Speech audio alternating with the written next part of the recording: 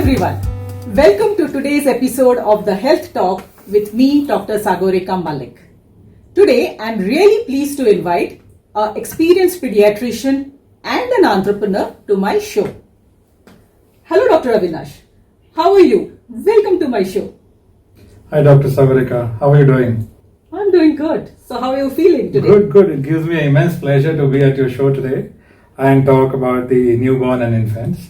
And I'm ready for it. Okay, great. So, let's start. Dr. Avinash Sherkane is a pediatrician with more than 15 years of experience, and he's also an entrepreneur. He started the Abhyasta Multi-Speciality Hospital in C.V. Raman Nagar, Bangalore in 2016 with a vision to promote happiness and wellness with individualized care.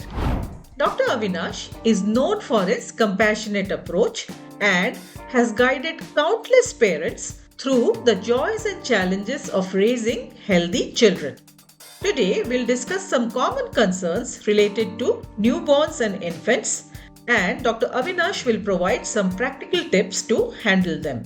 So, whether you're a new parent or simply curious about child health, this episode is packed with valuable insights. Stay tuned as we uncover the secrets to nurturing little ones with confidence and care.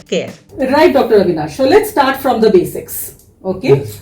So, what are the most common problems you see in newborns and infants? Yeah, doctor. It's a very interesting question that you asked, which generally every parent who comes with this question, and they have a lot of doubts. To start with, once the baby is born, the most commonest thing that we see is neonatal jaundice, Right. which is otherwise called as baby jaundice. Right. So this is not a pathological or because of any disease. It is called as physiological jaundice because the baby's liver is not matured. So after 48 hours to 72 hours, they usually develop this jaundice. And in few babies, it is very less. And in few of them, whenever there is a ABO incompatibility or there is something to do with the mother's blood group, then the jaundice goes on the higher side. For that, we put them on phototherapy and all that. So parents have to know that this is not a jaundice which the adult gets. This is a baby jaundice and it gets better.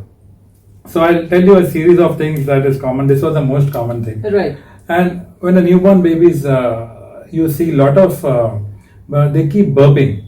Burping is the most common thing that we see. But we want the baby to burp, right? After taking milk? Yes, but when they burp too much and remove little bit of milk, parents get very worried. Right. So that is actually common. Sometimes choking is also common in a newborn. Okay. Then they get this hiccups. They Right. continuously do hiccups. So hiccups are common. And Hindi mein bolte na dakar marna. Right, So something like that. So that is usually very common in a newborn. Okay. Apart from that, we see newborn babies having eyes watering. Because when the baby is in the womb of the mother, it is in the amniotic fluid. Right. So there is a nasolacrimal duct that comes here, and sometimes because of that blockage, the babies will have teary eyes. Sometimes it can be from one eye, and sometimes it can be from both the eyes. I see. So that is also absolutely normal, and it goes on for 3-4 months. Comes and goes. So that's also normal. And they settle down by themselves? Yes, they settle down by themselves most of the time. So parents need not worry about it. Yes. And apart from that, you can even think about periodic breathing, which most of the parents are not aware of. Okay. In babies, periodic breathing is very common, where they breathe in a pattern which is very different from the older children and adults. Okay. So they have a period where they breathe very fast, and they stop for a while, and again they start breathing. Okay. So that is also common in a. But that's newborn. normal. It is normal. Okay. So infants, then they get this cradle cap when they are 3 to 4 months or 5 months. They get this cradle cap, which we otherwise, which is because of the dry skin, which we see them mostly on the scalp, which I'll come to your questions later. Okay. So that is what we see common. Baby passes a lot of gas, and passing lot of gas is very good. And parents do worry about it, but that's very good. That usually prevents colicky episode and all that. So colics are quite common in babies, and parents always get a lot of worry because of that. Yes, so it is good when the baby passes gas, those episodes come down. Okay. Apart from that, when you look at the skin of the newborn babies, they're very different and they're very sensitive.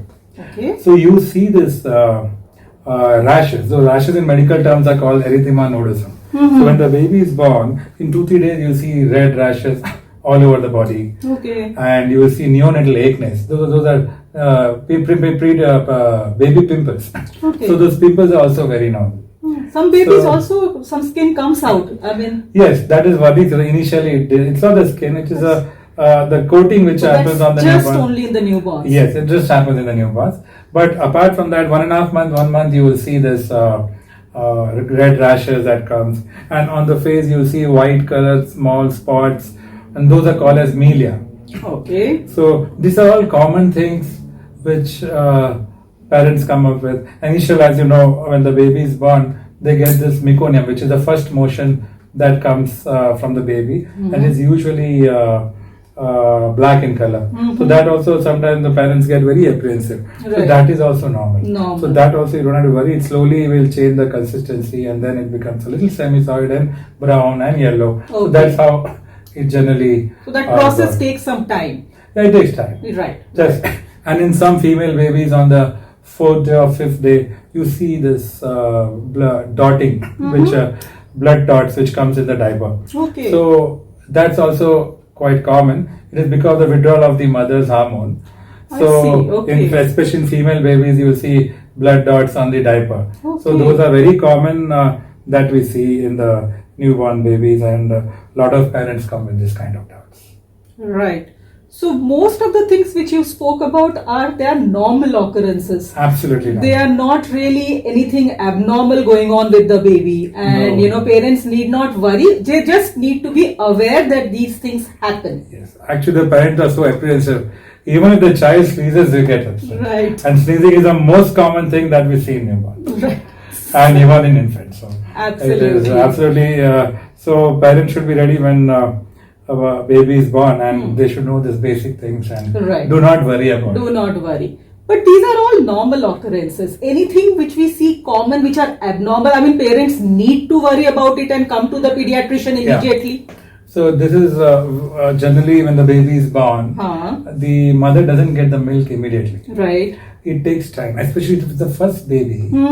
The production of milk takes a little time, which is called as lactogenesis. Right. And lactogenesis in the first baby, if the mother is the first baby to the mother, it takes time, at least 4 to 5 days. Right. In the meanwhile, if the feeding is not given properly, and the baby mother is feeding, and she's not knowing that the amount of milk that is coming is not sufficient, and she keeps feeding, trying, and what happens? The baby dehydrates.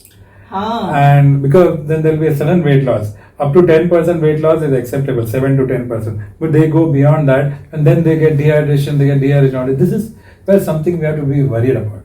So then they need to come to the doctor to see why the baby has lost so much of weight. Yes. So basically, they can look at the activity of the child, feeding of the child, and the urine output. Because a parent cannot make out dehydration. So they have to look at the diaper, how it is getting wet, how many times it is getting wet. What is normal? How many times? Normal is usually 8 to 10 times in 24 hours. So that much at least the baby should pass urine. Right. So basically the signs of dehydration, not feeding well, baby very lethargic, irritable, not going to sleep or very sleepy. These are the dangerous signs that we see in So when they see these kind of signs, then they should rush to the pediatrician Yes, they should immediately reach the pediatrician. All right. That's nice. It's quite a detailed explanation what you have given. Yeah. So Dr. Avinash, you were just talking about colics, and babies commonly get colics. But a person who has become a new mother, gets extremely worried because the baby keeps crying, and she's not able to understand. So as a pediatrician, how do you understand that the baby is crying because of a colic? See, usually colic pain is very different from hunger pain. So a lot of parents get confused. The commonest reason I'll tell you why the baby cries. Okay. I put it to the patient in 4 ways. Right. One is nose block. Nose block. Come from top. Right. One is nose block. Okay. Second is hunger. Third is colic. Third is colic. And fourth, which even the pediatricians miss, is Okay. a diaper rash. Is a diaper rash. Yes. Okay. These are the 4 reasons where you see babies cry excessively, and we don't understand why. In that, the main is diaper rash and colicky pain. Okay. So coming to your colicky pain, Right. parents can recognize it when the mother is trying to feed. Uh-huh. First of all, it is an excessive kind of pain, and the baby cries excessively, unconsolable. They just howl, they cry. Even the neighbor will come and ask, why is the baby crying? Exactly, So that that's is how- what is colicky pain. Right. Okay. And it happens in absolutely healthy infants. We still don't know what the cause is, and it's usually in the evenings.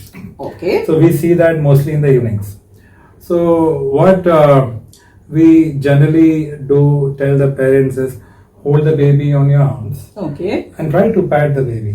When there is a little pressure on the tummy, the baby either burps or passes gas, and in that bargain, they get better. One, you have to brisk walk with the baby, pat the baby. That is one way. You can do it with the position changing and all that. Second usual way is you need to. It happens in the predictable time, mostly in the evenings and every third day sometimes, and it is predicted. So mostly it's happening in the evening only. So you either can position the child and do that and burp the child well. The moment you try burping the child, either the baby will pass the gas or will burp, and the baby calms down. And otherwise, you can use some white noise like lullaby, Right. singing to the baby, tapping on the baby's back, making a comfortable, calm environment Right. for the baby definitely helps. In So some that scenarios, is the reason we always tell the mothers to burp the baby after feeding every feed. yes, that is one, and reflex is the other one. Okay. So that I'll come to it. And the one more thing I always tell to the parents is go for a stroll with the baby, or take your car and go for a drive. Okay. Because the movement itself makes the baby pass the gas or burp, and the colicky gets better. Okay. So we see in our common practices where in the home a baby is crying loudly and they are really getting restless, and by the time they reach the emergency, we see the mother is crying and baby is smiling. So that is also possible. That's why I say go for a drive, Right. and it still doesn't get better, then come and see the pediatrician. Right.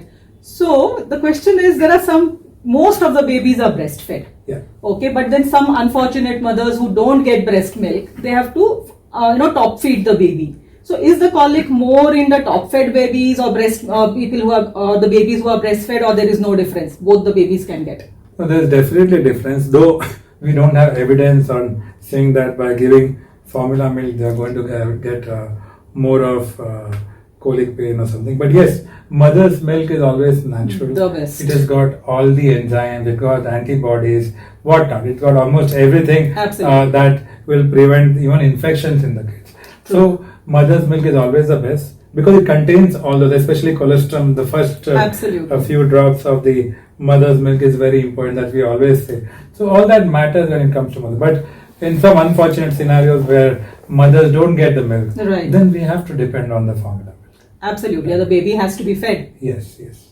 But colicky is always manageable. We have to reassure the parents more than anything else that there is nothing to worry. I think most So- of the times the parents are more worried than They the are baby. more worried. They are more worried. Right. So I think So what you are for saying a- for a pediatrician, it is to reassure the parent that there is nothing most to worry. important. Yeah, I think that becomes your main job. Yes. And I reassuring will the parents. suggest, instead of getting so tense and sitting at home running around, just go for a drive or take a stroller and go for a walk with the baby. That settles the issue. Fantastic. Okay, so now let's go to the topic of sleep.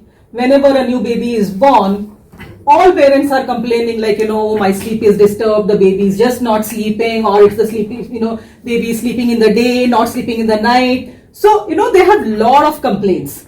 So, as per you, what do you think is a normal sleep pattern for a baby, and when should the parent be actually concerned that there is a problem with the sleep? Yes. See, normally it is very different in a newborn and infants compared to adults and toddlers, how they sleep. So a typical newborn baby, a healthy newborn baby, will sleep for 14 to 16 hours.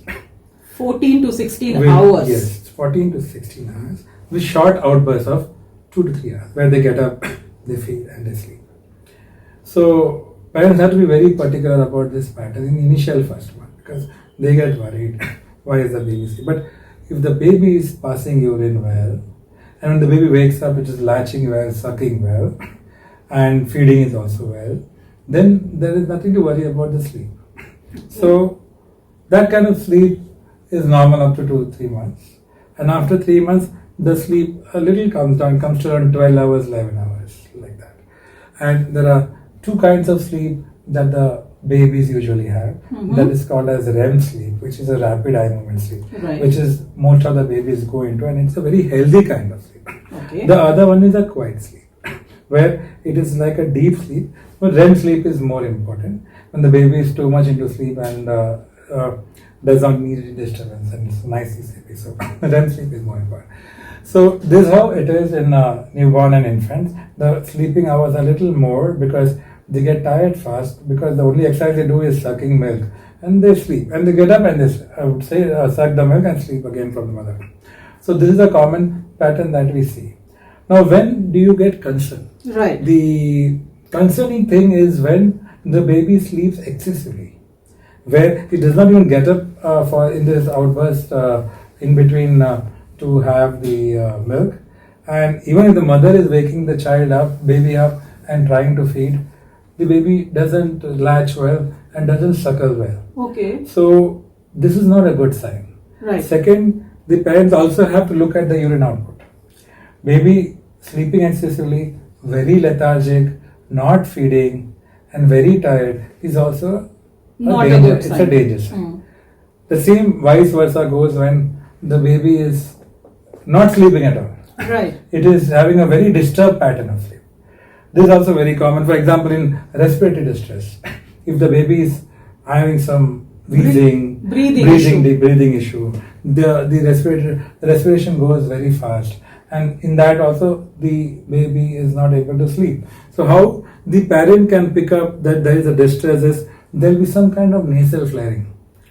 The commonest thing that we see in babies whenever there is a respiratory issue or a lung issue is the flaring of the nose, this side, and grunting. So these are the most early signs which tells you to go to the ER immediately, to go to the emergency. Right. Okay. Fine. So baby sleep pattern differs in newborns, in infants, in toddlers, and in children. Okay. After 1 year only, the circadian rhythm comes. Right. Of day and night. Okay. Before that, you can't expect the baby to get the rhythm, and we need to also make arrangements where you create an environment in the daytime where the natural light comes and baby knows that it is daytime, and during that time the interaction should be more. There should be more encouragement for physical activity. You should talk to the baby more, and when it comes to night, you should put dim light, a soft environment where it is very calm and baby realizes that it is a time to sleep. So when you do that variation in the daytime and in the evening time or in the night when the baby is supposed to sleep, the baby gets the rhythm a little faster, the rhythm of day and night when the baby has to sleep. And consistency is very important. Right. If you make sure you're putting the baby on the same time in the evening, putting the baby to sleep, the baby gets adjusted to that rhythm, and that's very important when it comes to the sleep pattern. So obviously, setting up sleep patterns is also the responsibility of the parent, not the baby. Exactly, it is mutual. It is not easy because every baby is different. Every baby is unique. Some babies are easy to handle. They feed well and they immediately go to sleep. Some babies are very fussy. They do all kind of drama to feed, and they don't want to sleep. So it depends. But overall, if you generalize and see, if you bring this pattern on the kids and maintain discipline, they are going to do it. Right. So now we have taken care of the sleep. Now, I would like to ask, because a lot of parents are worried about whether my baby is growing properly or not. I've heard that, there are certain milestones which we need to observe, or, we need to know that, okay, when the baby does this, the baby is growing normally, or the baby is developing normally, because, the first 4 or 5 years of the brain development is the most important for any person, right?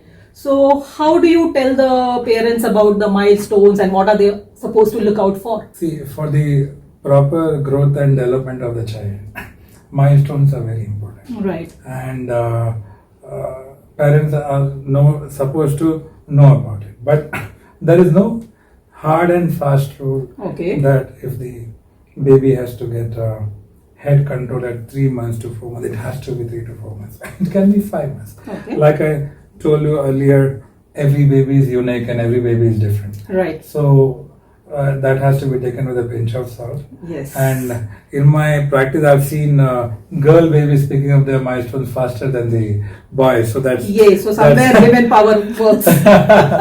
so that's how I have seen. So coming to milestones, the most important milestone we see is at 2 months. The earlier one is smiling.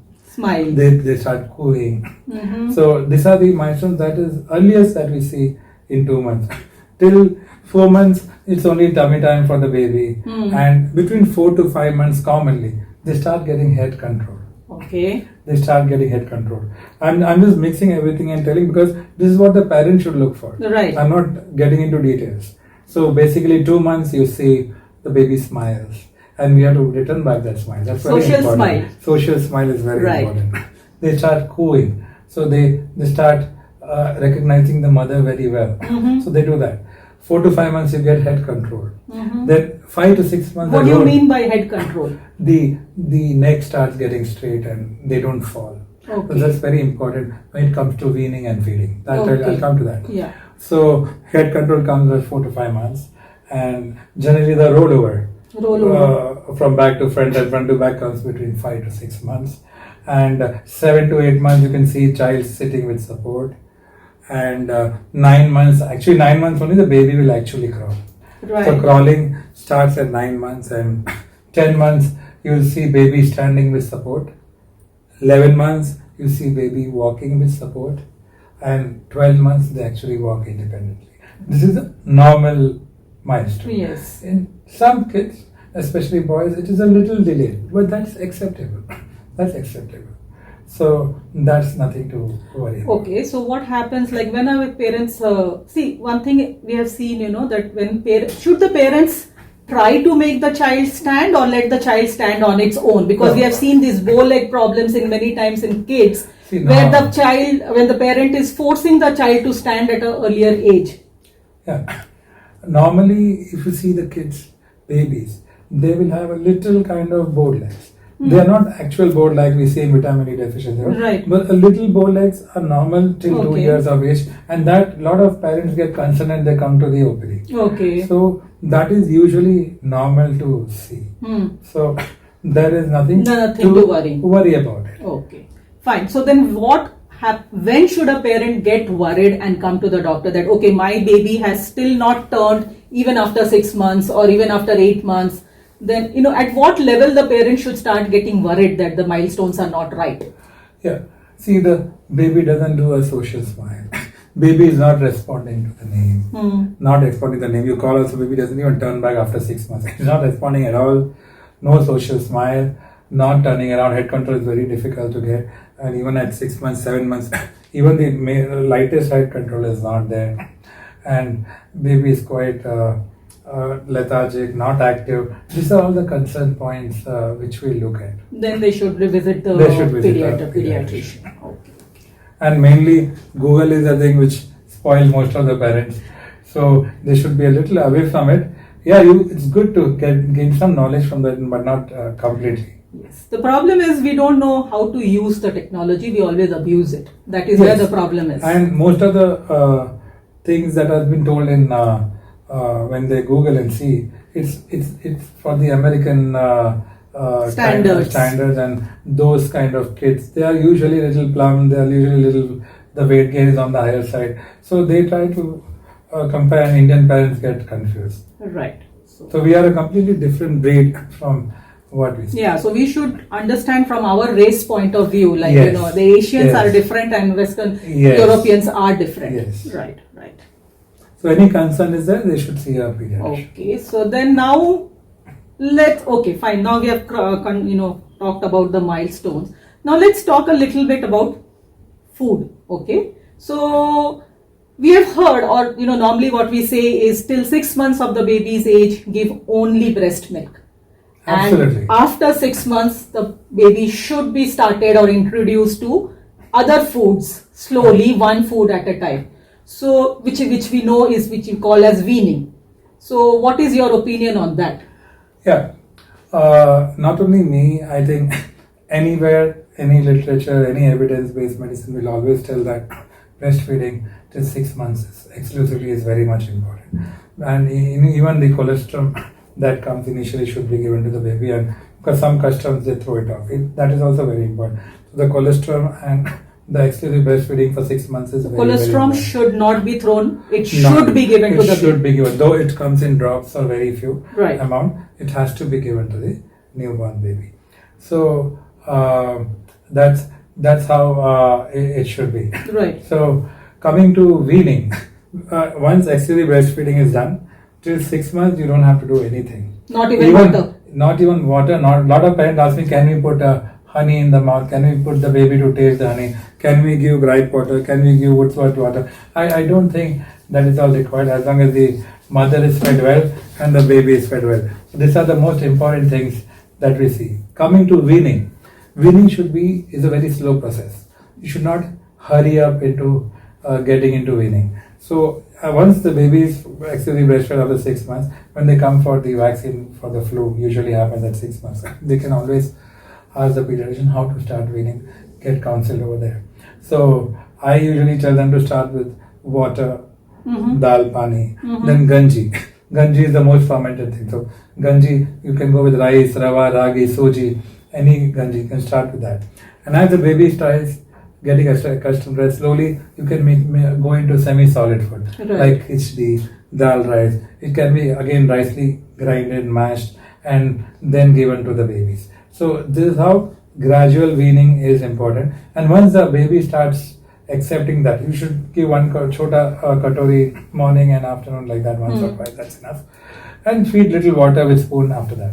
Right. So once baby is comfortable with what I told you, after that you can start with apple puree, vegetable puree, and 8 to 9 months you can start with egg, broth of the meat soups and all that. You can do slowly, gradually move to normal diet after the baby becomes 12 months.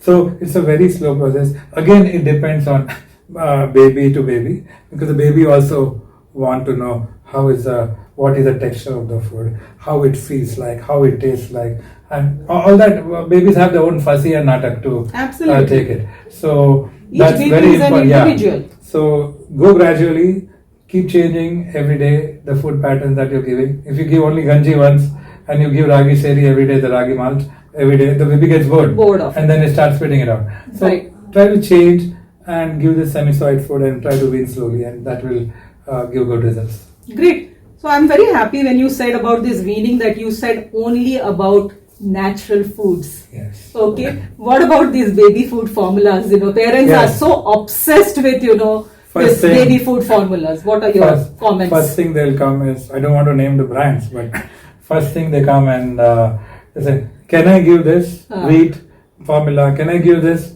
See, first the mother has to understand weaning is the most important thing. Right. Yes, when you want to go for it, you're on a trip, you're traveling somewhere, or you want to spend some good time with your husband once in a while. So that time, of course, you can give that kind of formula, and it is a break for the child also. Because I generally put it as junk food. I always consider homemade food to be given to the baby, especially while weaning. Very good advice. I'm so happy. So now we were talking about weaning, and while you were talking about that, you said that parents come to you for the vaccination. So what are the standard vaccines a baby should be given between the age of newborn to 1 year of age? Yeah. First of all, coming to vaccine, all the parents should know that vaccination is like an investment, future investment on the children. And they should always concentrate on the pattern that is given in the Indian Academy of Pediatric Chart. Right. Because every country has a different pattern. Right. According to their disease pattern, they make the vaccines, and that's how they are supposed to be taken. Right. So the initial, when the baby is born itself, we start with vaccination. And mainly they give the hepatitis B, BCG, and the oral polio that is given at birth. At birth. So I won't say that this vaccine is important, that vaccine is important. It is not like that. Every vaccine has to be taken according to the time chart that is given in the vaccination chart. By every hospital will give a vaccine chart. Absolutely. So whether they take it in a private setup or a government setup, basic vaccination and the advised vaccination has to be taken. And if you see, there are no tetanus wards now, there are no polio wards now, Right. there are no rickettsial wards now. See, there's so many. It's all because of the vaccine that we don't see this kind of this. Polio is almost eradicated. Almost eradicated. Tetanus we don't see True. nowadays anymore. So these are the I think vaccines. for that reason, for Yeah. tetanus, I think the maternal tetanus vaccine also becomes equally important. Yeah, it does. It does. So that the baby doesn't get the tetanus. And parents should also know that the vaccines are not necessarily that it's going to give 100% protection. Huh. But yes, it gives maximum protection. It means once you have taken typhoid vaccine, doesn't mean that the child may not get typhoid. He will get typhoid, but of course the intensity may be low because he's already taken the vaccine. Right. So So it vaccination reduces the severity of the disease. Yes. So coming to that, I'll also tell you about the side effects. A lot of parents ask me, what are the side effects when we Yeah. give the vaccine to the children? So basically, not all the vaccines do that many side effects. It's only the pain and the fever DTP. DTP that we give can Right. do some side effect like pain over the injection site with tenderness, and sometimes there'll be swelling. And Which is maybe a very- day's fever. Which is very temporary. Right. So usually 24 to maximum 48 hours. And other factors you can see, that day might be the baby will be little not feeding well, and sometimes mild fever might come. So these are the normal side effects that we see. But these days you get painless, fearless vaccines and they don't do any side effect. And that's how it is. So you don't have to worry about the vaccine anyways.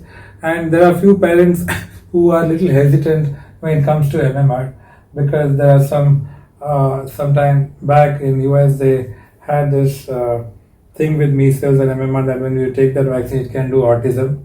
Okay. There is a complete proof that it does not do that, and a lot of parents who are in doubt of that, they don't have to worry. They don't have to worry. That's very, very nice to know that, this is not something to be worried about at all. And Yes. giving the vaccine gives you a lifelong protection. Yes. So that is very Yes. important. Right. So especially if the kids are little like 1 year or 1.5 years, it is better to already prepare them and come and make them understand. And I feel even the parents should reassure themselves and prepare themselves when they come, and it makes the doctors and babies vaccine taking very easy. Okay, now that we have finished the vaccination part, now what happens, as you were saying, with vaccination, sometimes the child gets fever. Or otherwise also a young child, a very, just a newborn or a 1-year-old child can get fever easily. And parents, even with 99 fever, get worried like, oh, my baby has got fever.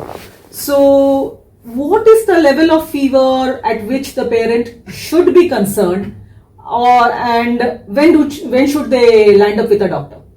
Yeah. See, again, the fever at different age groups till 1 year has different significance. Okay. So, if a newborn gets fever, it requires immediate attention. Okay. And up to 3 months, I can say from newborn up to 3 months. If the child gets fever is nothing but 38 degrees Celsius, that's around 100.4. Right. So, whenever you see that kind of temperature, especially in newborn baby or up to 3 months, they have to rush to the ER. Okay. 3 to 6 months, you can actually check the temperature, give them crocin, and if the child is active, feeding well, passing urine well, then there's nothing to worry. We can still wait for 48 hours and then go see a doctor. Okay. So same goes with maybe 6 months to 1 year also. Okay. But yes, if the fever is very high, it is going more than 103, not coming down with antipyretics or paracetamol and all that. Even after sponging, the fever doesn't come down. Then even between 3 months to 1 year, they should rush to the ER. So this is very important matter, and it should not be neglected. Right. So coming to concerns, in some babies from 6 months of age, what we generally see in the emergency is they throw fits, which is called as baby fits. So these fits are not the fits which the adults get. Right. This is a baby fit which because the brain is not matured in a baby of 6 months to 2-3 years. It's not matured. So the neurons are still multiplying. So any abnormal impulse to the brain, like the high fever, can throw fits. Okay. So that's why this is what is called as febrile convulsions. That is what is called as febrile convulsion. I was using a layman terms, calling it as baby fits. Right. So we see mothers or fathers holding the baby, rushing to the casualty, shouting, crying. So this is a common thing that we see, and it's common in most kids get it. So that's why we say any high temperature, you can always visit a doctor and get the consult done. So this is what is normal fits that comes. Apart from that, when they should rush to the ERS, whenever their baby has fever, baby is very lethargic, not feeding well, not feeding, not passing urine, not pass urine for more than 4-5 hours, and not active at all. So these are the major signs of them. Immediate attention to be required by the doctor in the emergency. So they should look for all these signs, especially severe diarrhea and vomiting can lead to dehydration. Right. So that goes to gastrointestinal system. So looking at the respiration, sometimes babies breathing very fast, with high fever, breathing very fast. You can hear the wheezing sound coming out, some kind of grunting. That also tells you there's something really wrong. Really wrong. And maybe that time also doesn't feed. So that is an indication that they should rush to the ER or the emergency. Right. Good. These are very good points for the parents to know when they should rush to the emergency. Yeah. Okay, one more. And normally, one more thing, sorry to interrupt. No. If you look at the fever, the baby's head and the tummy are usually always warmer than the rest of the body. Okay. So most of the parents, just because the head is on the warmer side, they rush and come thinking it's fever. No, because a baby's head is always bigger than the chest and the body. The blood supply is more there. So the head is always warmer. So parents should understand that. And they should check the temperature. Basically, just check the temperature. Absolutely. If it is touching 100.4 or it is touching 100, then definitely there is fever. Right. But if the baby is at 98.5 or 98.8 and absolutely playing well, feeding well, and that should not worry the parents. True. Very true. Nowadays, what's happening? Parents are getting apprehensive more than babies. That I think their Google plays a lot. Very true. So one more question. I think we have seen, many kids doing, thumb sucking, or many parents putting a pacifier in the mouth of the baby. What's your opinion on that? How should the pacifier be used? Because, just because the baby is crying? Yeah, there are different school of thoughts on this pacifier thing. There are some doctors who do recommend pacifier after the baby starts bottle feeding. That is after 2 months or 1 month or so. They recommend pacifier. So I can say for thumb sucking is a natural thing. So that doesn't matter. And my concern was more from the point of view of introducing infection in the baby's mouth. Yes, that is what I am telling. There are two school of thoughts on that. Okay. If you ask me, I do not recommend pacifier at all. Right. Because pacifier, if it is used on a long run, because initial days is okay. But to wean off pacifier from the baby is very difficult. Very difficult. So on a long run, the pros are good that the baby gets pacified. The baby is very easy for them to go to sleep when a pacifier is put in the mouth. But again, the other side also you should see. If the baby is on pacifier for a longer period, like more than a year or so, and the teething is already happening, it will actually cause decay of the tooth, and they can even cause infection in the teeth and all that things. And even the new teeth that come, they protrude out because of the pacifier. And it is of course a source of infection, because I've seen in my own OPD practice, the mother has removed the pacifier and she's kept it on the table on the side, and then she takes the same pacifier and puts it in the mouth. So it's like introducing an infection again. Absolutely. So I don't recommend pacifier, but there's always two school of thoughts. I'm not against people who use pacifier, who doctors who say use pacifier, but I can always put it this way: have a limited time, wean it off before it is difficult to wean it from the child.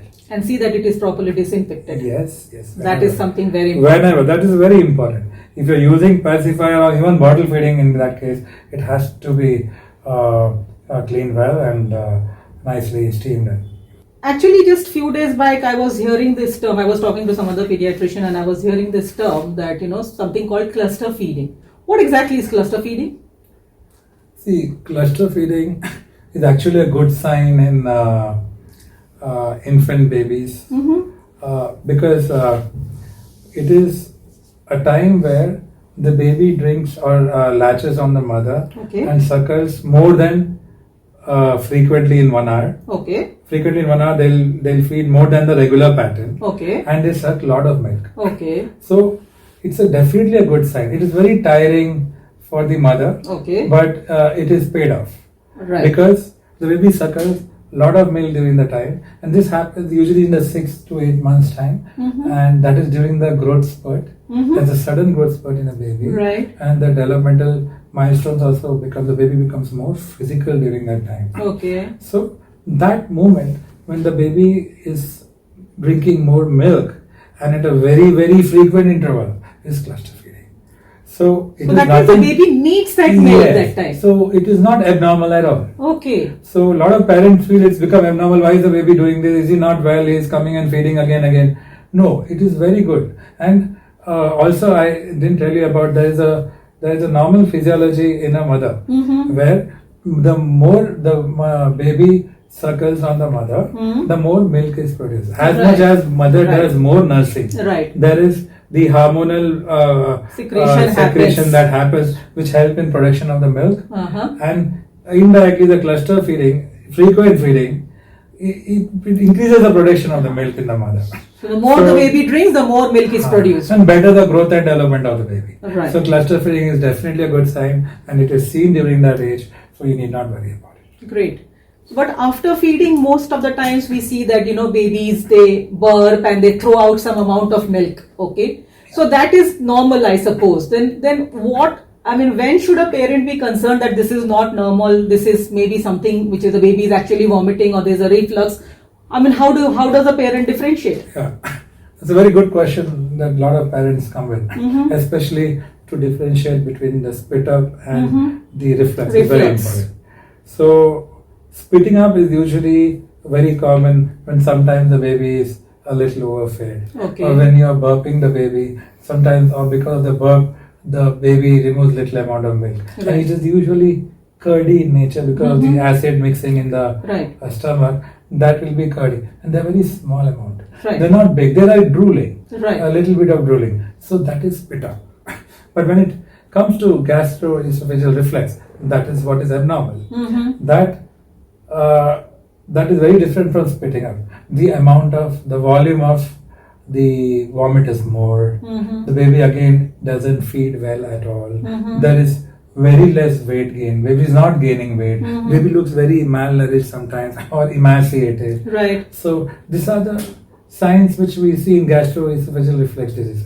Some amount of reflex is normal. Right. Spit up is normal. Right. But when you see all these signs where the baby is vomiting lot of milk that is already taken, and it's more of projectile.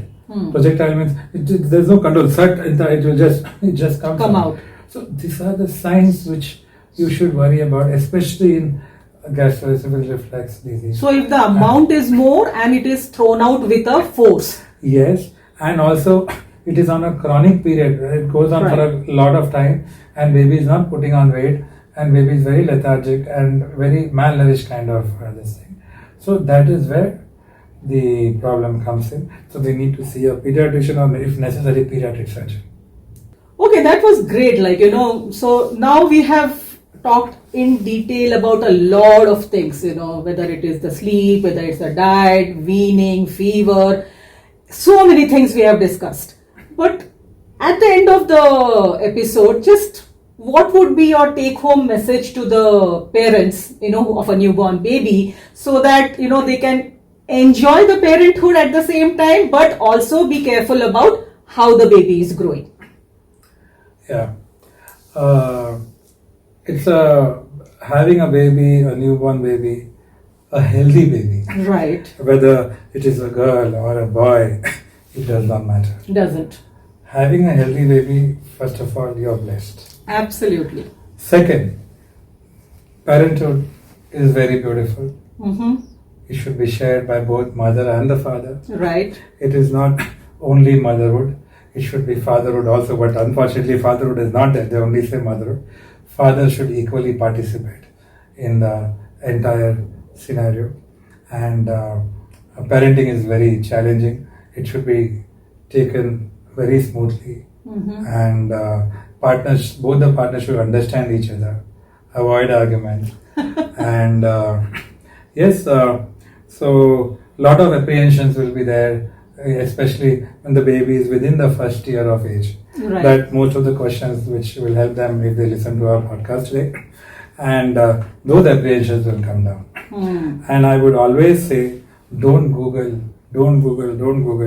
unless it is very necessary, because if you Google side effects of paracetamol, then you will stop eating paracetamol also. Right. So I would always tell parents, emergency is always there in case the baby is not feeding well, not passing urine, baby is not active, then you reach the ER immediately.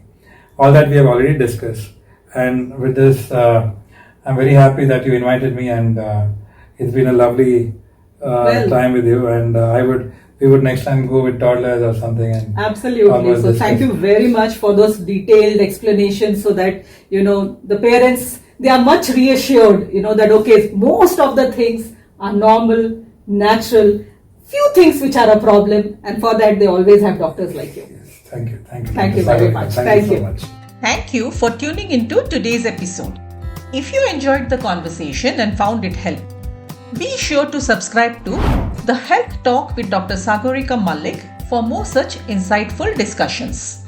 You can follow us on Instagram, and remember, you can also catch this episode and more on Spotify or your favorite podcast app. The links are provided in the description. We would love to hear from you, as your feedback will help us to bring you the topics that matter most to you and your family. So until next time, stay informed and stay healthy, one episode at a time. And don't forget to like, subscribe, and share this episode. Your health journey starts here.